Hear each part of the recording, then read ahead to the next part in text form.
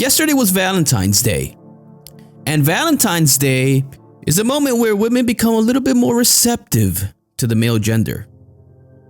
I noticed yesterday at work, women were just a little bit nicer, a little bit more opened. One of them came up and said, "Happy Valentine's Day." And she tilted her head to the side with her little puppy eyes. I know for a fact this girl doesn't have a man. I mean, I don't even ask her about her personal life, but I can just tell. There's no man involved in her life. Besides the casual dicking down from a random she met somewhere on the internet. Quite honestly, it was very sad to see. You know, I have this thing with women where I can just kind of feel the inner conversation when I speak to them. I look them directly into the eyes.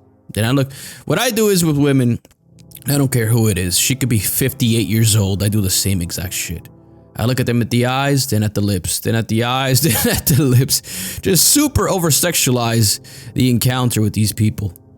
They like it. Hey, they like it. Some of them do it again. They mimic the behavior. And some of them are just taken aback by it. Either way, I don't give a fuck. Because you shouldn't give a fuck when you encounter women. You shouldn't care what they think. You shouldn't care. You shouldn't be afraid. Oh, what is she gonna think? One of the biggest psyops that the CIA and the government, the deep state, has convinced people is when you see women, don't look at them. It's creepy and it's scary. You're giving off rapey vibes. The only social clue that a female will ever give you is looking at you just a little bit longer than usual. Then she looks away. That extra second that she spent locked eyes with you. She already analyzed you, see how you're put together, and she thought to herself, I don't know, but I'd probably let this guy dick me down. I hope he approaches me. Who knows how many thousands, hundreds of times that's happened to you. You're just like, oh, look away, look away, look away. She's looking, oh, I don't want to scare her. By you avoiding to look at women as they pass you by on the street to see if she shows any interest, you never develop this skill where you can basically have a conversation, an inner dialogue, where you're having a conversation and you're talking about the weather or about Valentine's Day. But that inner dialogue, I'm literally finger fucking her and sucking on her titty, and I'm raw dogging her and I'm yanking on her hair. And she's super receptive and you can see her melt and she's melting away. She can't take it anymore. So yesterday on Valentine's Day, it's like every girl that comes into my job, you know, these women come in and out. I just got the sense right from the jump. They were desperate. They were feral. These women, they must have been ovulating or something. I don't know what it is. But it's the Valentine's Day curse. Because they see their friends, we're gonna call them the chosen ones. The ones that have men, boyfriends, and husbands. Receiving flowers and teddy bears. Being taken out to restaurants, and all they have is that stinky, sour-smelling vibrator at the sock drawer back at home.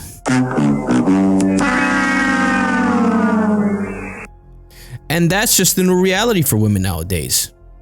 Constantly having to replace the battery on their vibrator or having to recharge it. In the middle of their session, the vibrator just goes. It just dies on you. You know, you forgot to charge it. It's either that or, remember I spoke in one of my last videos about women replacing men with pit bulls.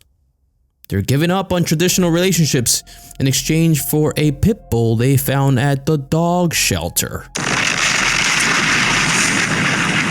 And so women are sad. They're sad and they're desperate. And you can smell their pussy goo when you get a whiff of their hand when it passes by you sometimes. They don't even bother to wash it off anymore.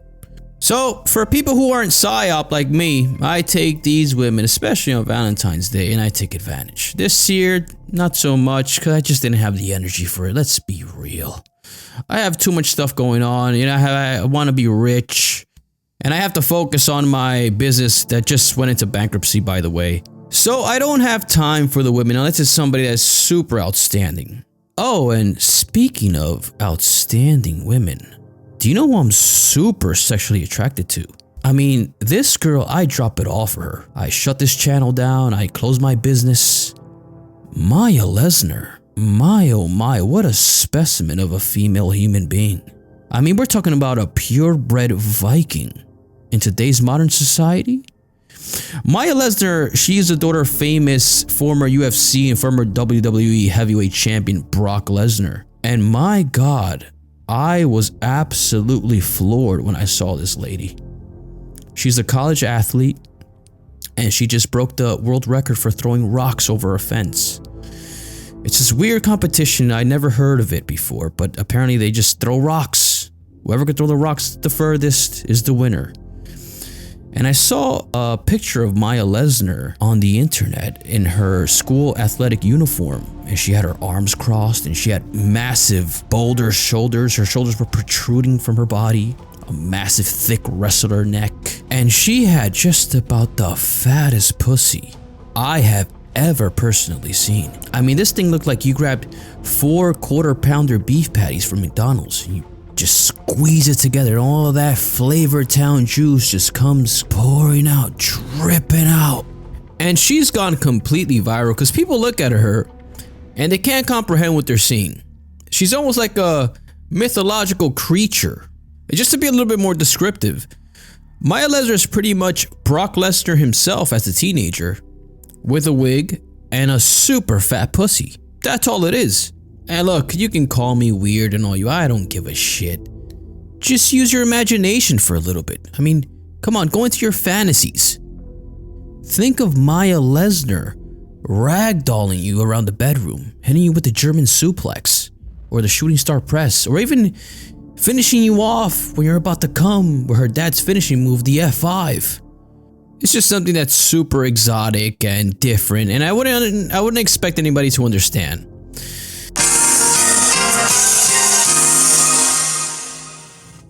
Moving on to more pressing matters. The internet is filled with a lot of interesting people who I personally look at, and I just look at them as weirdos, people who are beneath me, and they just don't measure up to the standards that I have for myself. But these guys have reached massive levels of success on YouTube. And you know, a big part of being successful on this platform is just, you have to be persistent. You have to be persistent, and people are gonna come along. Some people might not like what you're saying, and some people might absolutely love it, but you have to be persistent, and you can't be deterred by what anybody has to say. You just gotta continue to do what you're doing. And one of these guys is DJ AKADEMIKS. DJ AKADEMIKS has been on a downward spiral now, and I called it. If you look at my videos from a year ago, I've been predicting DJ AKADEMIKS is pretty much on his way out.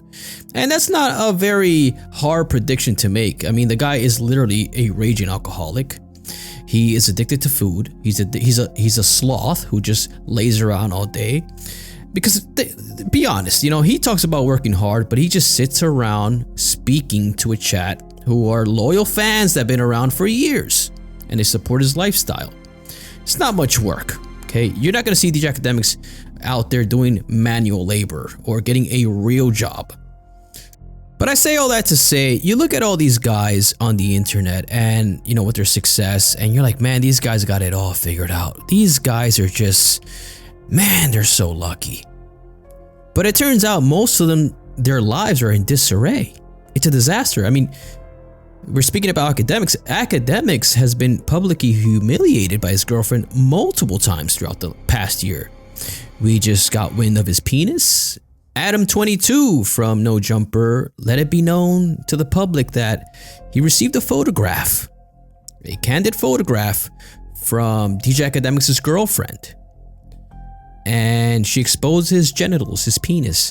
He showed it to his wife, and his wife just felt pity for AKADEMIKS. AKADEMIKS apparently has a very small and very petite penis. And these are humiliations that AKADEMIKS has been going through, and somehow he still sticks around with his girlfriend. It's a very bizarre behavior by a guy who calls himself Big Ak, who portrays himself as some sort of big dog on the internet. And, you know, there's other characters. For example, there's this guy, he's a political debater, he goes by the name of Vaush. And Vaush, you hear this guy speaking, he speaks like this. I despise black conservatives because black conservatives are... And he just yaps and yaps and yaps on for hours to his live stream. But this guy the other day exposed accidentally his pornography folder on his computer. And as you would imagine, these are the type of people that in their background in their live streams have a whole bunch of characters, plushie toys, cartoons. These are grown-ass men that have these bizarre interests in little kid things. So he accidentally exposed his porn folder on his computer. And as you would imagine, these type of people who dye their hair, who are fucking nerds, who play video games all the time, had a whole bunch of bizarre warlock porn. And some people were even accusing him of having young, underage looking anime characters. So the guy allegedly is even a defender of pedophilia. These are the guys that have all the influence on YouTube. Very bizarre stuff. Very sick. I mean, you look at the guy vaush and he just looks like a dark soul. So I don't want to be like these niggas at all. If this is what it means to be successful on YouTube, then I don't want it. I don't want to be like Joe Budden. Look at Joe Budden.